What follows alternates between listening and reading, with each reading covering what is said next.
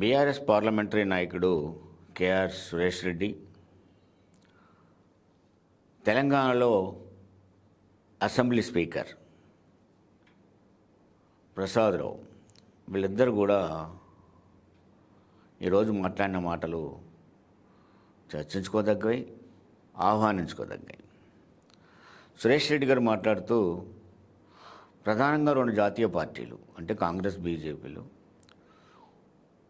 చిన్న చిన్న పార్టీలని అట్లాగే ఒకరి అభ్యర్థులను ఒకరు లాక్కొని తాము బలపడే ప్రయత్నం చేస్తూ ఉన్నాయి. ఇది ప్రజాస్వామ్యానికి గొడ్డలు పెట్టు అని ఆయన మాట్లాడాడు. రెండోది తెలంగాణ అసెంబ్లీ స్పీకర్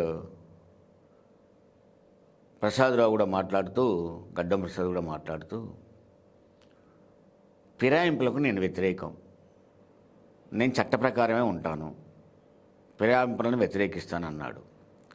ఈ రెండు కూడా ఆహ్వానించదగ్గ పరిణామాలు, ప్రజాస్వామ్యానికి కావలసినవి. ఎస్, స్పీకర్కి ఆ అవకాశాలు ఉన్నాయి. సురేష్ రెడ్డి కూడా ఉమ్మడి అసెంబ్లీకి స్పీకర్గా పనిచేశారు.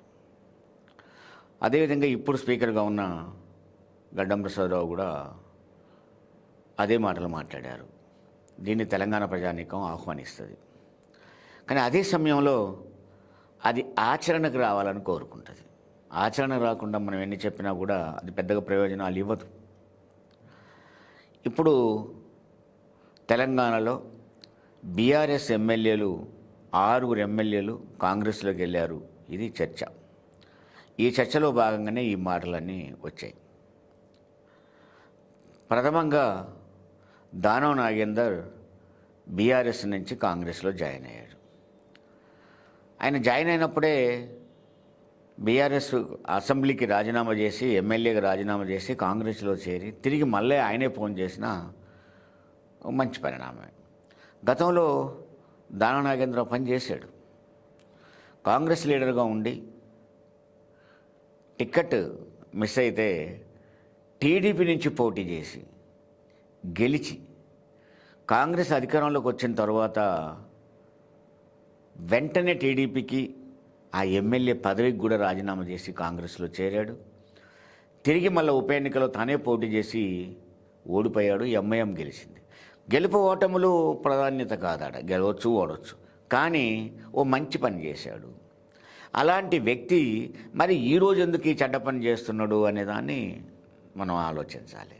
అంటే బీఆర్ఎస్ నుంచి ఎమ్మెల్యేలు వెళ్తూ వెళ్తూ వెళ్తూ తగు స్థాయి వచ్చిన దాకా వెళితే అప్పుడు తన ఎమ్మెల్యే గిరి కాపాడుకోవచ్చు అని.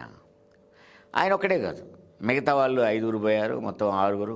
ఈ 6 కూడా ఆలోచిస్తున్నది ఏంటంటే ఎమ్మెల్యే పదవిని పోకుండా కాపాడుకోవడం ఎట్లా. నువ్వు పార్టీ మారినప్పుడే తీసేవయ్యా. ఆ పార్టీ కార్యకర్తలు కష్టపడి గెలిపించి ఇన్ని చేస్తే నువ్వు ఎప్పుడైతే పార్టీ మారావో, పోనీ నా సొంతంగానే నేను గెలిచినా నువ్వు అనుకున్నట్టయితే ఆ పార్టీ నుంచి గెలువు. నువ్వు ఏ పార్టీలో చేరావో ఆ పార్టీ నుంచి గెలువు. ఈ 6 అదే సూచన చేయాలి.